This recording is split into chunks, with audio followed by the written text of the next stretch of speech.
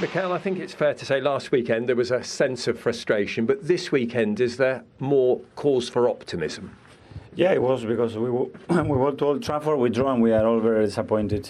And that's the standards that we set now. And today I think we deserve to win the game. I think we're better than Chelsea. Really not concede anything apart from that strange save from David, and we should have do much more, especially with the amount of goals that we regained in the high press. But overall, very happy. It was a very important game. Nothing has been mathematically decided. We talked about turning the screw before today's game. How important was that turn of the screw? Yeah, for sure. Yeah, that's what you want to do. We play a top opponent. It's really a joy to analyse and how they play and how Enzo has coached them, the quality that they have. But yeah, we can face any opponent. We know that on the day, and the team play with an unbelievable attitude. I really like that. And yeah, we go to international break. We're on it. After that international break, you have another opportunity to turn that screw I'm talking about. I want to ask you, you've been at the team like Manchester City, you've been out in front for a long time. Can the mindset start to create a few doubts in people's minds? If you turn the screw again, if you're in the Liverpool camp, can the mindset change? The only thing we can do is win our matches, that's it. And that's what we are trying to do. Against Fulham after international break, we have another one. Try to win that one. If we do, we're going to be in a better position. Mikel Arteta gets your goal today. There's been a lot talked about your strikers, but you seem that you're finding a way. What is it that he shows you that tells you about the attitude of your team and the way he's adapted himself to that role? Well, that is very strange. Obviously, we had 4 of our top players out for many, many months, and that's for any club. Normally, I went through the history of the Premier League when that happens, the results of those clubs, none of them in Europe. That's what happened.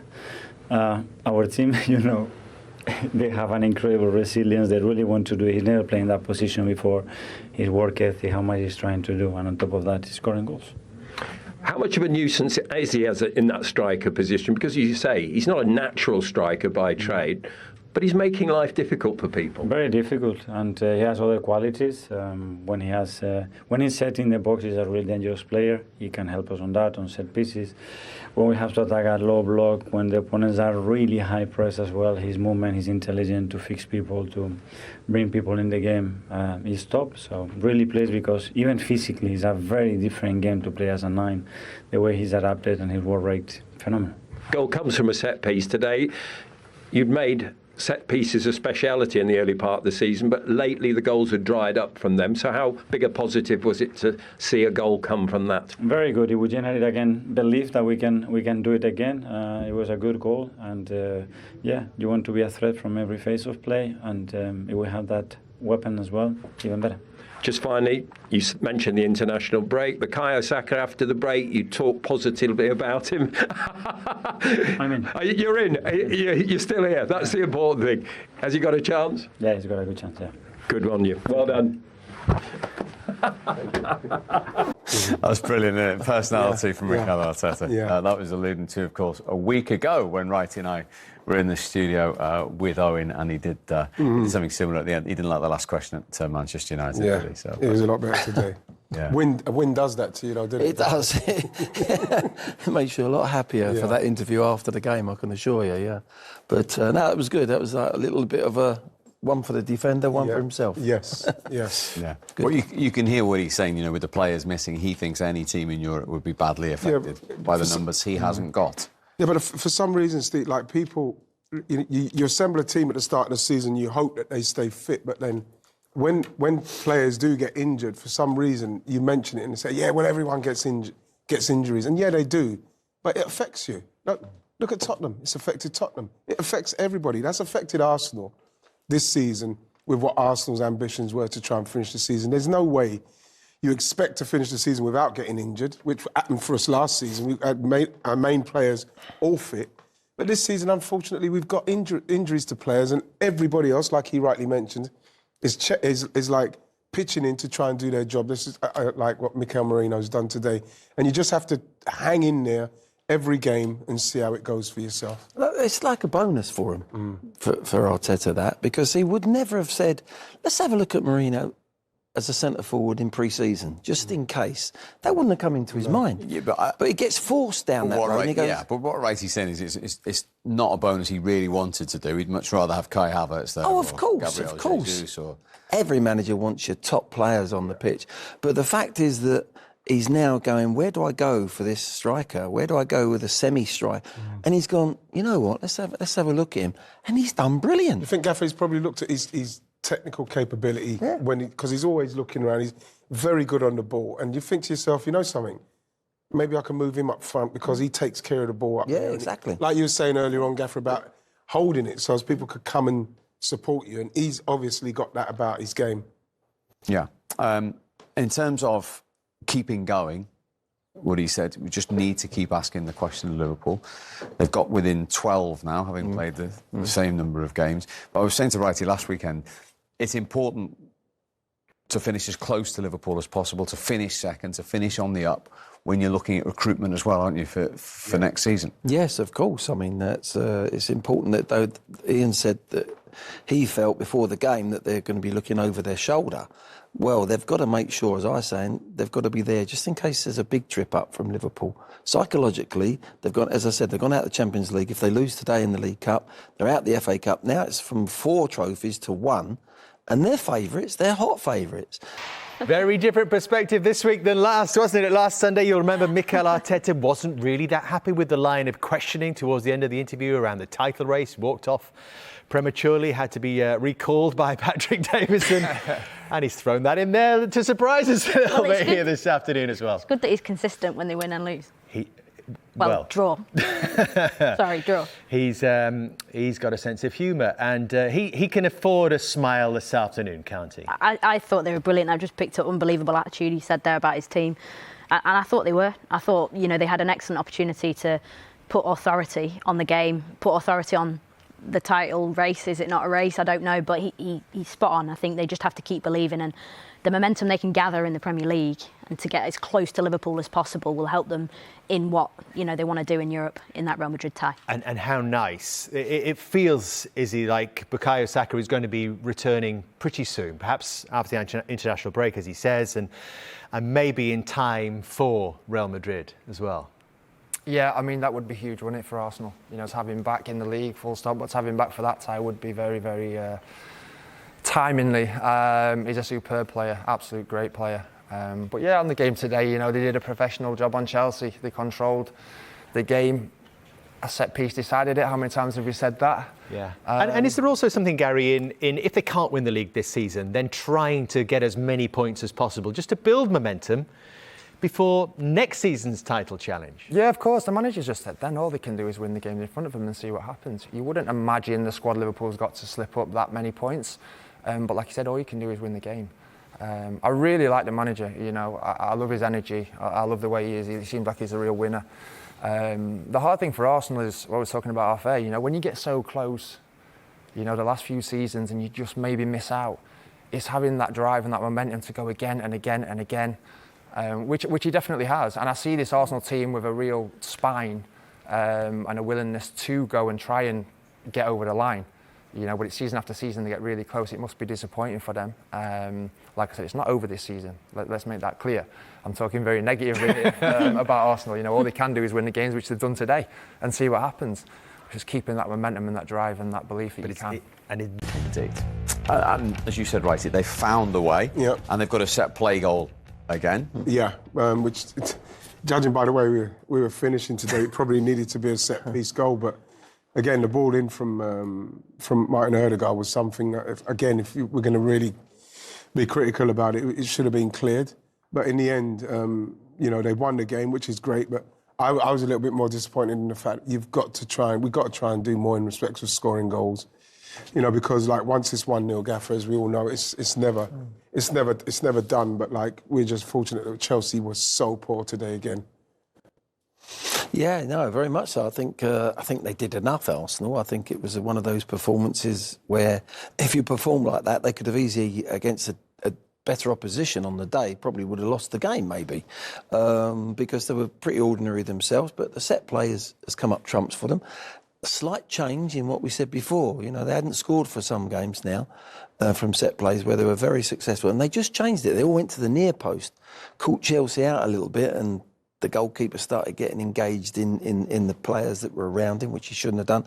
And they end up, that's the difference between, you know, no points and getting the 3 points today. And it wasn't a great performance from Arsenal, but they'll be absolutely delighted. Play that average and win. That's what you need at this stage of the season. Yeah. Just to keep in that race, like we spoke before the game, you've got to still be in the race, just in case Liverpool do trip up. Are you pleased with Mikel Moreno? Because, as he said, I haven't played as a striker since the age of 8. He's been asked to do a job, and he's weighed in with a few goals now. He has, and it's been brilliant for us because, again, you know, you've got somebody who's coming in and trying to fill a role, like we've seen Kai Havertz do so well. But what's good about Mikel Moreno in that area as well is that his touch and his link-up play is very good as well. And he is that focal point just in case you do want to go long. But again, the goal he scored today was because it came from a set piece. It's not like in the game he was like, as a forward, he was dangerous or anything, but he was a focal point in the body that caused them problems for us. He's played there 7 times now in all competitions. He's got 4 goals. Brilliant. I mean, from a midfield player who's not played up there to, you know, it's totally foreign to him, really. Well, it is really, but that's a massive plus for the manager. It's almost like the manager said, well, we'll see how he does. Might have to pull him out after 2 games, but he's affecting the game in such a positive way. Sometimes as a man, you think, oh, that's another string to my bow. Yeah. And next time that happens, maybe next year possibly, oh, we can play him up front. He knows how to, he's done it before and he's done a really good job. And as Ian says, he's not a centre-forward really that you expect to be getting on the back of people and getting in behind, but he does it in a very subtle sort of way. The header was a clever header, actually. I mean, that could have been a number 9 type of header, wasn't it? The way he made the move for it as well. I don't think he's just flicking that either to the back post, because he knows they've all gone into the near post. And I think the set play wasn't about making runs from there round the back and getting to the back post for a flick on. He actually guides that into the back post. I think it's a really clever header. Yeah. He's almost flicked his head at it towards goal rather than just a straight flick on so that you get a second ball. But we studied, you know, Nkunku's position there. He's just got to stay there, look over his shoulder. A centre-forward going back, not knowing what to do really in that position. As the front shield, you don't let anyone across the front. And what does he do? He just comes back towards the pack of players and he just gets in front. It's a great header. Yeah, it is a great header, but again, you know, it's attention to detail from Nkunku's point of view because the manager's put him there for that specific reason. And that's cost them the game. But again, you look at it, and I would say like Marino's movement off of Reece James was great movement and the ball was perfect. Only because Nkunku didn't do his job. Yeah, I think it was clever of Arsenal just to change, just have a little change up. That caught Chelsea maybe. We analysed Sanchez as well, getting involved in the players. Why is he going there? He's getting dragged across to the near post. Yeah. Look, he's pushing someone there. I don't know who's pushing. Should be back on the line there, Gaff. As a goalkeeper, Ian, I'm thankful that there's an in-swing and I've got no one round me. Yeah. So I'm coming away, I'm pulling away from them players. I don't want to get engaged in them. If you put 3 players around him and it's going to be an in-swing, as a goalkeeper, you're not happy. Where he's thinking, really, I'm standing there thinking, yeah, great, I've got no one here. I'll come and punch that. I'll do whatever I need to do. He actually saves it if he's in the right position. It was strange simply because, like you say, like the gaffer says, if you haven't got the players around you, like you've got their player, then your player in front of him trying to mark, it's brilliant for you. And if you look where he is, he's got so much space here. But he's gone over there to push. You think to yourself, no, just come back here, because from where Moreno would have headed that, he probably would have caught it. Because it's such poor goalkeeping at this level. It's not good enough. Also, Ian, no one does it. No one does it anymore. But you put a player on the back post, he clears it. Yeah. There's so many goals going in the back post, and you think, why don't you just put one player there? You're defending your goal against the goalkeeper, against the corner. Might as well do it. You could do it. Look. Yeah. You got Neto who could have picked up number 6. I know it's Gabriel, but if you've got somebody at the back, you should say, if you find yourself here, anyone, and the ball comes in, down the back post, just as insurance. So from where you can see the player at the back there, whoever it was, there he is, number 4. Is that number 4? Number 6. Whoever number 6 there, Should have just backed off onto the back. Yeah, Levi Colwell. Colwell should have just go on the back post. That's natural as a defender. Once the ball's coming in, for you to just naturally go towards the goal so you can stop that from going in. A lot of mistakes there. Yeah.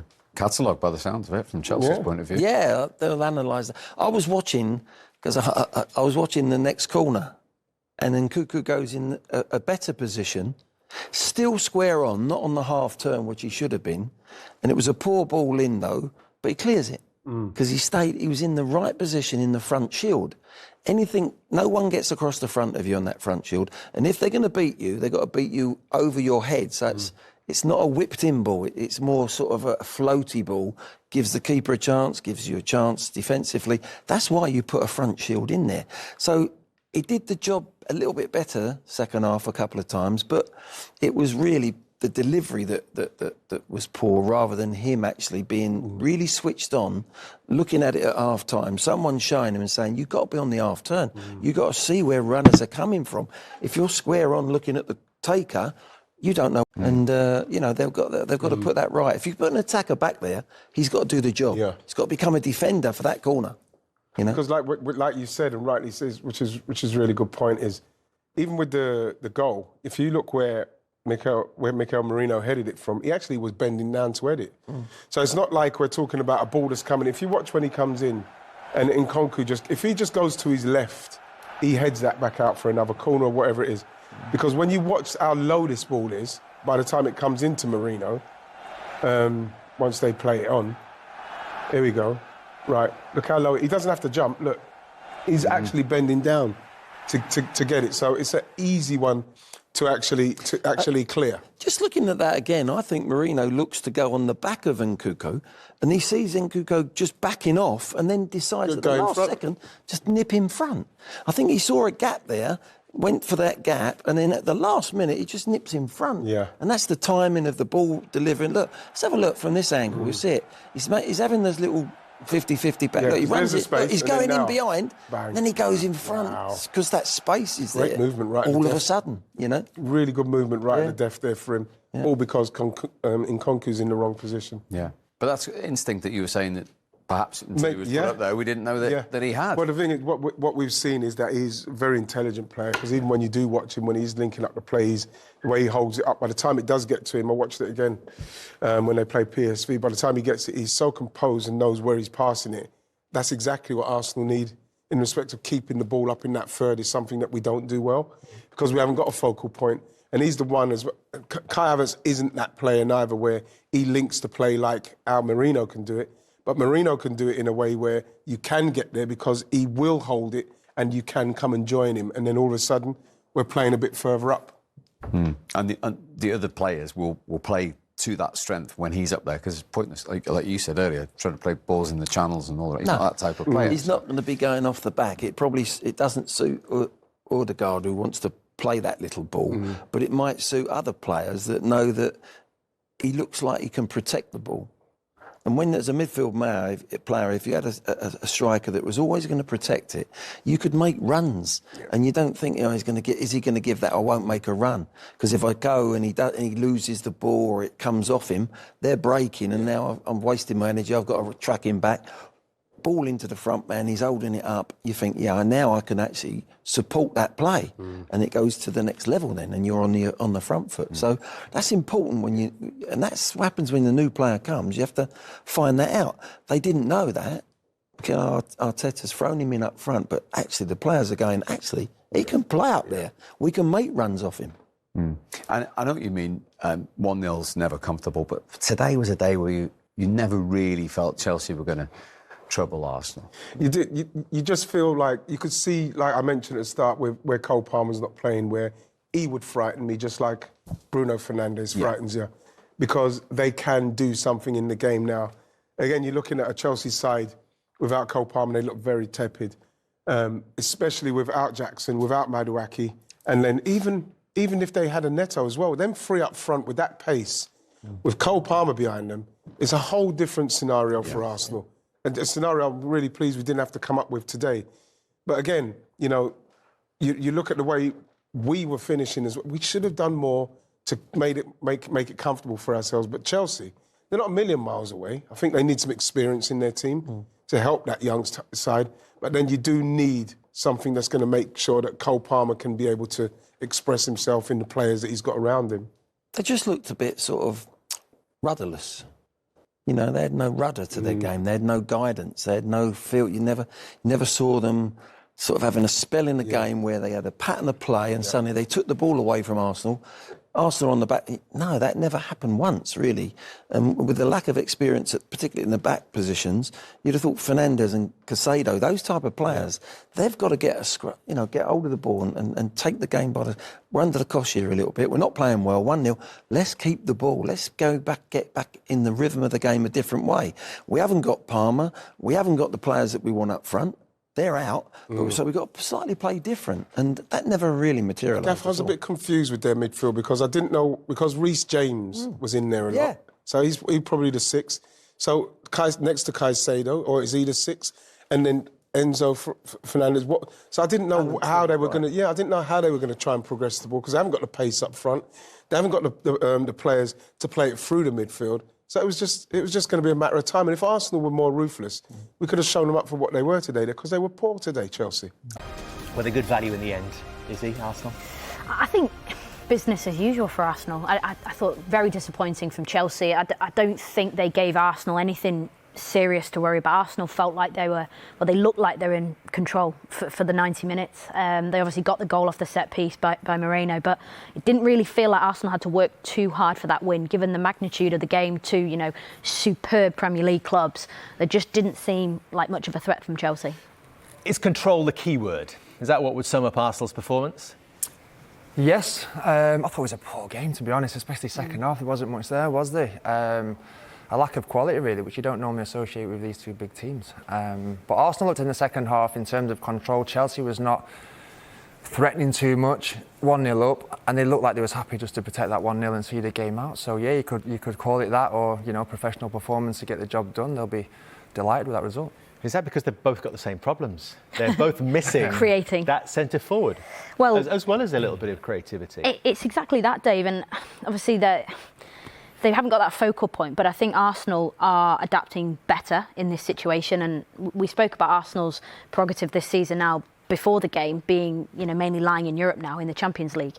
And for them to have this sort of routine Premier League performance, I think shows the structures and the processes that Mikel Arteta's got in place versus where Maresca has got Chelsea right now. And they're on an early journey, Chelsea. I mean, it wasn't the most attractive game in any way. They didn't create much at all in the final third. You can see what they're trying to do with the build-up. But at 1-0 down at the Emirates, I was like, are they going to try and get a goal back or not? And I think for Arsenal, it was business as usual. They got the job done, but again, didn't create. Gary spot on, they didn't create too much. Was that the biggest disappointment for you? It didn't look like it was hell for leather from Chelsea to try and find a way back into the game, or was that because they find it so difficult against such a well-drilled defensive unit in Arsenal? I think I agree with a little bit what Izzy said. I think I'd like to see more risk. At 1-0 down, I think that's the time where you do need to take more risk, commit bodies forward, like I said at half-time. Try and furnish your forward players in 1v1 situations and really try something different. The obvious thing I'm going to say is obviously the likes of Cole Palmer was missing today in terms of that special player that can turn a game on its head. Sometimes you do look in them moments for someone to create something a little bit but also out of the blue. Jackson at the top of the pitch and Madueke in wide areas big miss. Yeah, the three players you just mentioned there, big miss. You've seen Tyreek and Dewsbury Hall come on, which is really, to be honest, the only attacking option they had on the bench. So when you are looking to change a game, and you've got them three players in your armoury to call upon, it's a big thing for Chelsea, which they didn't have today, unfortunately. So perhaps, given all that, it's no surprise that the game was decided by a set piece. Well, we spoke about Arsenal set pieces before the game. And obviously, we touched on this at half-time, but it's really well worked from Arsenal for many reasons, and they have that imposing threat. But we highlighted Madueke here in that position on the edge of the sixth. Nkunku, my bad, sorry. And the way that he stands in that position, it's to hold the space, to guard the space, to stop any balls coming into that zone. And Marino's 1v1 with Reece James. Nkunku has a little check, he steps back, and Marino just arrives into that space. The timing from Arsenal is impeccable. The way that Marino, gets away from Reece James here, the flight of the ball takes over Sanchez, But the key in that is the positioning of that front post man and the way that Mourinho attacks the space, and that has ended up being decisive in this game. We didn't mention, did we, at half time? Obviously, Chelsea never had anybody on the post. You know, maybe if they had somebody on the back post, that could have been. So where are you taking the man from to put the man on the back post? Where are you taking the man from? We did look at Levi, didn't we, in that clip? And obviously, he's naturally got attracted to the striker, which you would do. You know, you're not going to mark space, you're going to mark the player. Again, I don't know what the setup was. If you see Levi here, just on the back, he maybe could have dropped on the back post, but he has to go and mark the player. But ultimately, it's about the first contact. The first contact is key.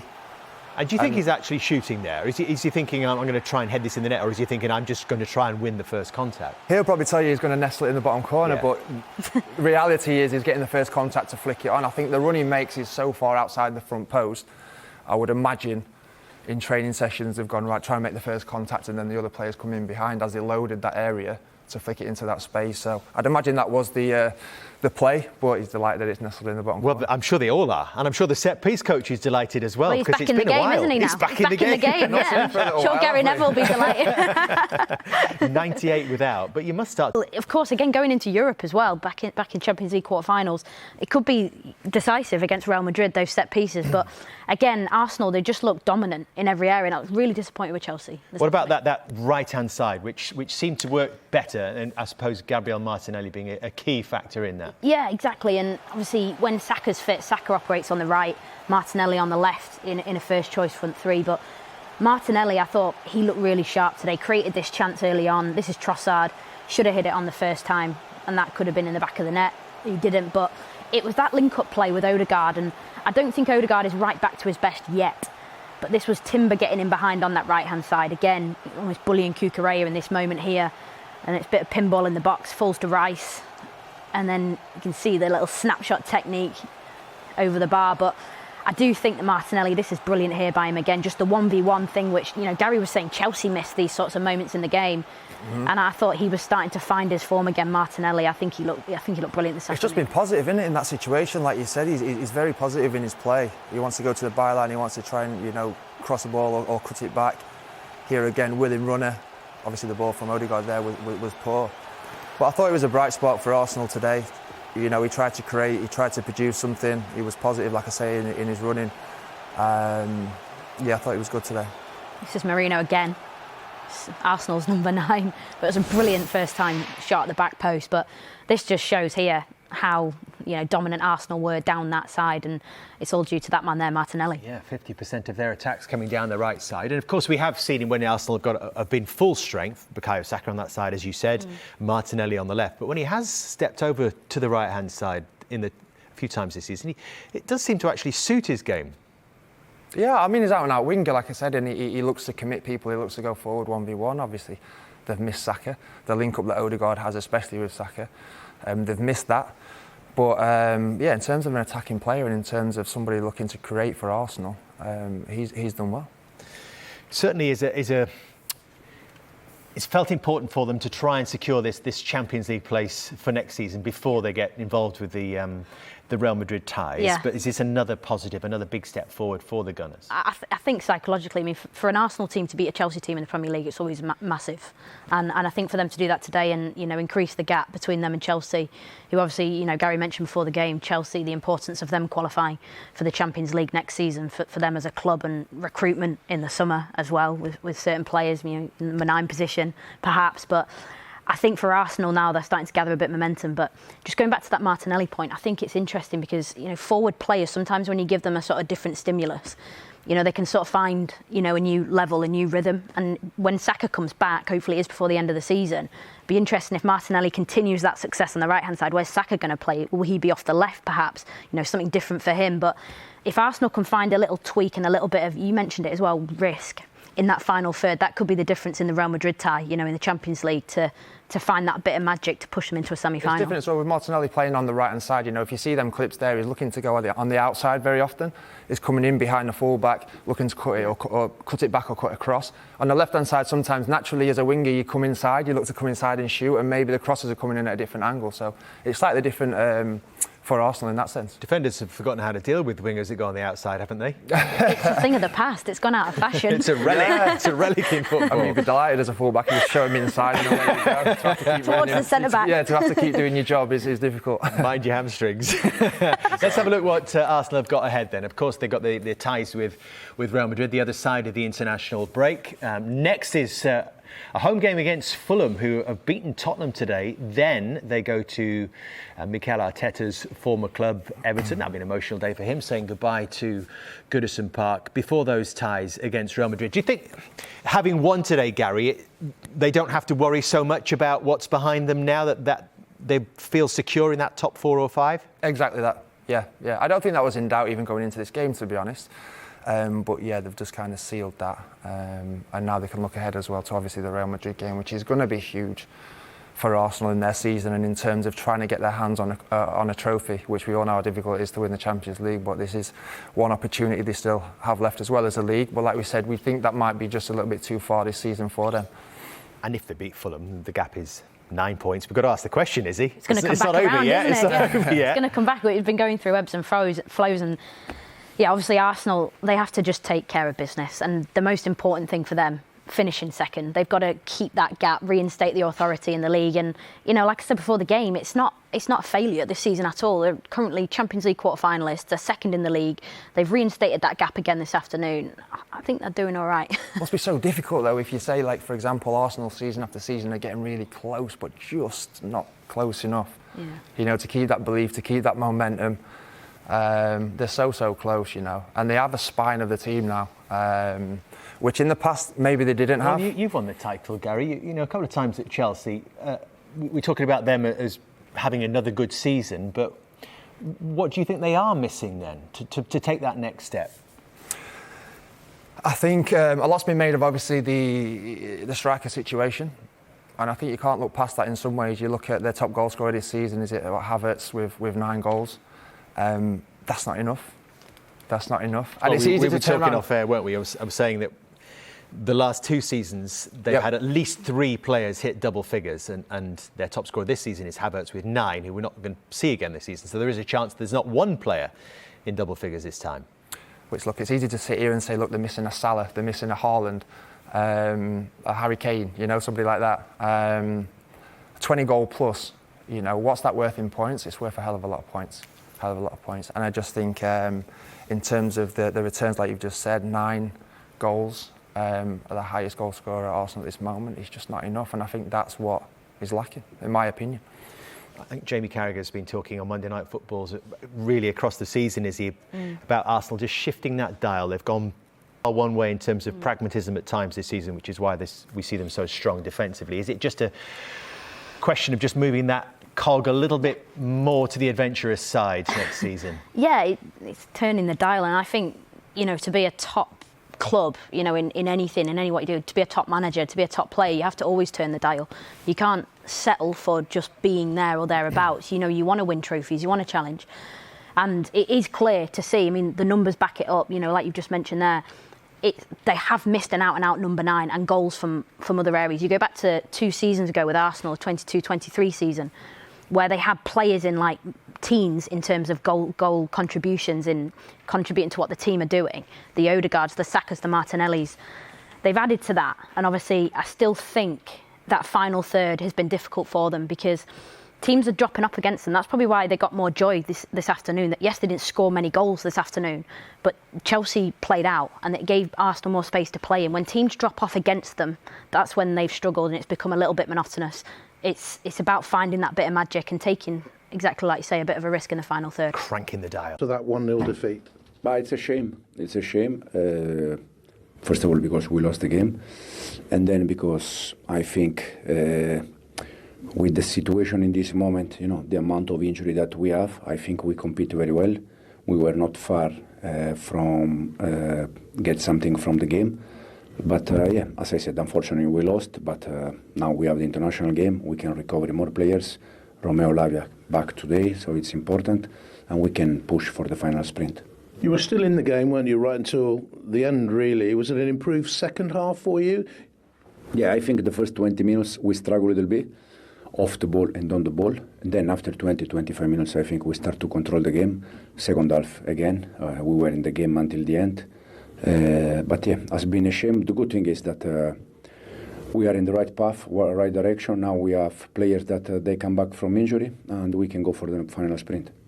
Having said that, did you create enough? I don't think between us and them there was big difference in terms of clear chances. I think we are more or less in the same situation. You know, when you play without a proper nine, it's difficult. Pedro Neto is helping us a lot, but for sure we could create. I think the game was there until the end, and then at the end we lost. You know, from set pieces. Describe to us Reece James' performance today. He played him in midfield, he got the ball, gave it nice and early. Is there enough creativity in there for you? Yeah, I think Reece is doing well, Mo is doing well, Enzo is doing well, for sure. When, as I said, you have, in this moment, we have three of our players out, Madueke, Jackson and Cole Palmer, that they are the three that they score more goals. So it's normal that we are going to struggle a little bit, but overall I'm quite happy with the performance. And what is the Cole Palmer situation? It was described as a muscle niggle picked up in training? Yeah. The feeling is that he can be back for after the international break, and we'll see in the next days. Will that affect international football for him? Yeah, for sure, because he's injured. He didn't play today. You're on the right path, you say. Below you, it's incredibly tight, isn't it? All the teams pushing. Yeah, that's why I think from now on, it's how also we manage a little bit emotion in terms of if you win a game, you see yourself close to the target. If you don't win, you see yourself far from the target. But until the end, it will be like this. We have still 9 games to go, but now it's time to recover energy for the final part. Thank you. Thank you. Bye-bye. Probably one max. Probably one. 8. And it gets better. 4 of them against the Chelsea team managed by who? Glenn Hoddle. Yeah, but he's always been nice I to tell me. you what, I nearly pinched him to I come remember. to Chelsea at the time. Yeah. Really? Yeah. Yes, that was the Bruce Rioch time. Very close to getting him. Did you have a to little come. secret meeting? Well, or- we can't reveal it? divulge too much, but I Not did tell divulge the too much, but no, I desperately wanted him. But It was a time where I thought that I wasn't with the way it was going with Rio. I didn't think that it was gonna. Arsenal would have moved him on, and I thought I'm not going to carry on playing like that. And I wanted to go with a gaffer. In the end, probably would have been a nightmare, obviously, if I'd done that because I wouldn't have won the league. But at the time, I was desperate to go and to play for it. Interesting. And I was looking before, you actually played your last ever game as a player against Arsenal I for did. Chelsea. And you won. I did, yeah. I think it was a 2-1 victory. It was, you think correctly. I'd played 4 years of player management and 2 of them at Chelsea, which I didn't think I was going to do. But when I got there, the squad wasn't quite right. But I had to still be playing on one leg, really.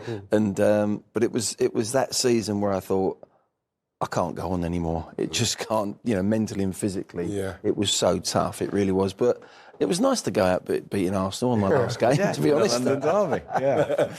Great memories. What about the current time? What do we think today? Where are we at with the situation at the moment? Well, I think it's a game that Arsenal, with Liverpool now, this lead they've got with 10 games to go to 15 points, is something I don't think they can think about anymore. They now need to, all the home games, I believe, have to be winners. I think you just got to make sure that you're watching your back now and who's coming, because we know there's 5 places for the Champions League, and I don't want to sound negative, but the main thing for us is to finish strong, because again, I think the summer's going to be very important for us, and the way we finish is probably hopefully going to attract people. But I feel that right now, the main thing is to make sure you secure Champions League.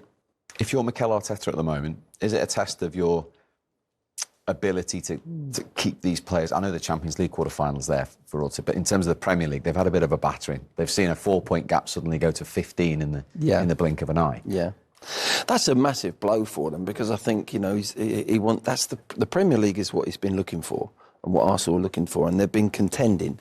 I think it's a real blow, but they've got to keep going. It's like you've got to look. It's not in Arsenal's hands. I understand what Ian's saying, but I think you're waiting for a trip up. That's in Liverpool's hands, and Liverpool can only give Arsenal a chance. But they've got to be there. They've got to be there waiting for that, hitting a hurdle. They're way ahead of the race. If they hit the top of a hurdle, the jockey falls off, you've still got half a chance. So you've got to maintain that. And I think that pressure, every game now, is they're under that pressure to win, win, win. And then if they do that and have that attitude, the Champions League will take care of itself, obviously. That's going to be a magnificent game, the 2 games. And then if Liverpool do start coming back towards you, then you're in a position to then possibly put them under some pressure. At the moment, they can't put a glove on them at the moment. Is that the frustration? They've dropped 11 points in 9 games. And in that period, Liverpool have only dropped 4. Well, absolutely. And, coming second twice now, you got to know how important it is to make sure that you get these results. It's because it's results like that in games where you're drawing, it's drawing at home or losing, are the games you cannot afford to do that. We saw that with City. Liverpool started the season and done brilliantly. They had a great start to the season. They just carried on with the momentum and players have really played well. But for Arsenal and the way that we've tried to attack, I'm not going to not say the injuries have not caused us any problems. Everybody gets injuries, but it really has caused us a problem in the way what we were trying to do. We needed those players, and last season we didn't have those injuries, and I think that pushed us up there. This season we had them, and it showed how weak we were in reserves to try and keep that mentality going to chase down a Liverpool. We're kind of doing what Man City had done last year, really being like just running away with it. There's still a scenario there, though. They've just got knocked out they're out of the FA Cup, they've got knocked out of the Champions League, Liverpool, I'm on about. If they lose to Newcastle today, you know what? There's a little bit of pressure on them. The problem is they can get away with a few draws. They haven't got to win every game, where Arsenal have got to keep winning and winning and winning. So that's the sort of cushion, perhaps, that they might lean back on. But you know what? Football's such a strange game. They've got a few injuries themselves to some key players now. You never know. They were talking about the quadruple Liverpool a month ago, and now it could be down. If they lose today against Newcastle, it could be just the Premier League that they've got to go for. Now, I think they've got enough cushion there, but I think Arsenal have got to keep going. You've got to keep in that race. You're still in it. Got to keep plodding away. The thing with it as well, though, Gaffer, is that I would be a lot more confident if we did have a Saka, if we did last summer have a couple more strikers that you could get off the bench. Sometimes you look at our bench and I think Raheem Sterling's the only one on there that's got a little bit of experience at this level of the game. Yes, and Zinchenko as well. But you look at it and you just feel like even if Liverpool do slip up, are we capable of then taking the opportunity? Because that's what you're worried about as an Arsenal fan. You're hoping Liverpool lose on a weekly basis. Yeah. Then even if they're drawing, you're drawing as well. It kind of takes it away. And he scored in both fixtures in the Premier League against Chelsea last season. On his way to 12 league goals, just the 4 in 28 this season. Is he sort of an example of Arsenal's season of just how those numbers have dropped off?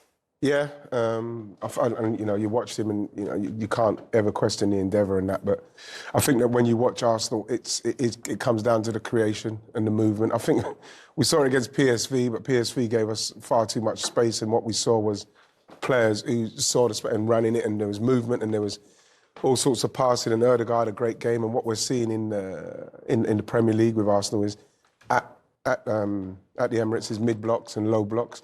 And Arsenal found it very, very difficult to break those down. He's found it very difficult. Obviously, his numbers are showing that. And that's why we need to try and make sure that we can maybe get creation from other places. I think there's a lot of pressure on Ødegaard to try and create, especially when he hasn't got the players in front of him where he can play his natural game and create more. So, it's, again, Trossard, Martinelli, Saka missing, all of those players have dropped down in form. Obviously, Saka has not been there, but in the main, we need more out of those players.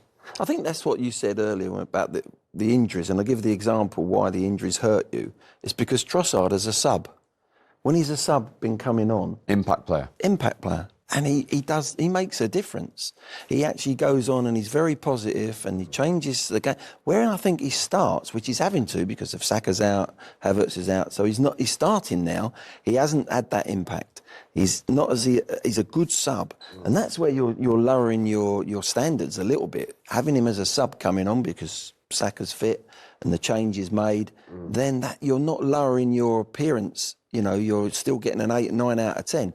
Now, that's not happening. And he hasn't got that sort of bench guys to come on and make that difference all the time. And I think that's a real sort of example of where Arsenal have had to be because of the injuries. And Trossard's a great example, whereas from the sub, whenever he come on, if it was against Tottenham, I'd go, oh no, I don't like the fact that he's coming on because he does a good job and he changes the game.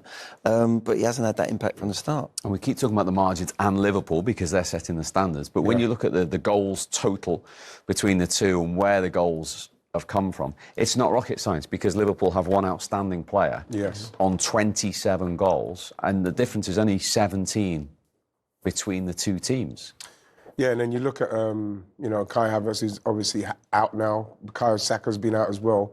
And you look at the backup of Luis Diaz, Cody Gakpo. Jota. You know, you've got Jota to come in there. They've got a bench that, you know, Darwin Núñez. They've got a bench that people can come off of that bench and make a difference. And you look at Arsenal there and we haven't got that difference. And, you know, again, it comes down to creation. It comes down to creation and trying to create chances, having people scoring goals. And for a long time, people have said it put too much pressure on the set pieces. But actually, they've gone 7 games now without scoring from one. And what did we find? 52 corners they've taken without a goal. Well, people get cuter with set plays. You know, you can catch people out, which Arsenal have done, and they've been brilliant at it, don't get me wrong. But suddenly now people are planning, you know, a part of their plan against the Arsenal now is like how we're going to stop that corner, how we're going to stop them from set plays. They're actually, if you like, on their toes more. They're focused more to actually achieve that. So Arsenal, maybe they've got to rip that up a little bit possibly and come out with something different and change it. That's what you've got to be flexible about. Because it worked for a long period of time, if it keeps working, maintain it. Suddenly then, if something's a counteraction it's now not working, you've got to go, right, let's now come up with something a little bit different, a bit subtler, and surprise people in that way, in another way. So that's the challenge now for Arsenal. And